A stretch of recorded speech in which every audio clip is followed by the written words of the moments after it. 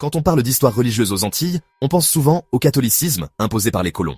Les églises catholiques, avec leurs clochers imposants et leurs rituels, sont devenus des symboles omniprésents de la culture antillaise. Cependant, cette vision est loin de représenter toute la richesse et la diversité des croyances qui ont existé dans cette région. Mais saviez-vous que les premiers musulmans sont arrivés ici bien avant les vagues d'immigration moderne? Ces premiers musulmans n'étaient pas des immigrants volontaires, mais des Africains arrachés à leur terre natale et réduits en esclavage. Ils ont apporté avec eux non seulement leurs compétences et leur force de travail, mais aussi leurs croyances et leurs pratiques religieuses.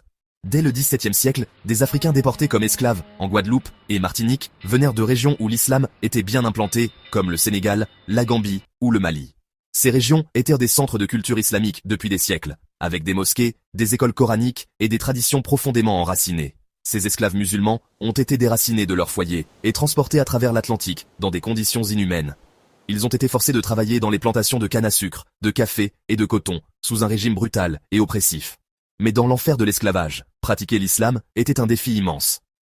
Les maîtres interdisaient toute religion autre que le christianisme et imposaient des conversions forcées.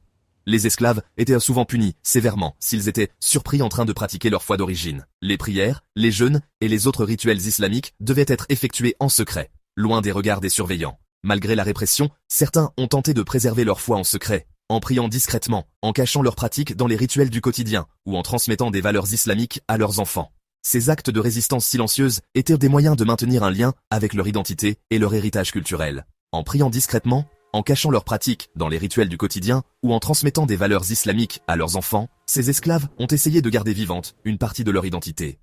Cependant, avec le temps et la dispersion des communautés musulmanes, l'islam a fini par disparaître des traditions locales. La transmission a été brisée, et la culture créole s'est forgée autour d'un mélange d'influences africaines et européennes. Les traditions islamiques se sont estompées, remplacées par des pratiques chrétiennes et des coutumes locales. Mais l'empreinte de ces premiers musulmans reste présente, même si elle est souvent méconnue. Aujourd'hui, l'islam refait surface aux Antilles, grâce aux convertis et aux nouvelles migrations. Les mosquées commencent à apparaître dans les villes, et les communautés musulmanes se rassemblent pour célébrer leurs fêtes et pratiquer leur foi. Cette résurgence est un rappel de l'histoire complexe et multiculturelle de la région. Mais l'histoire des premiers musulmans esclaves reste peu connue.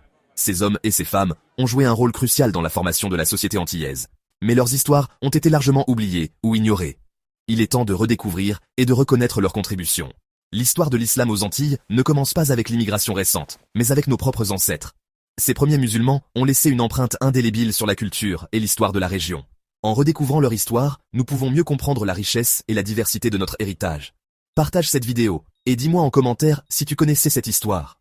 Ensemble, nous pouvons faire en sorte que ces histoires oubliées soient enfin racontées et reconnues.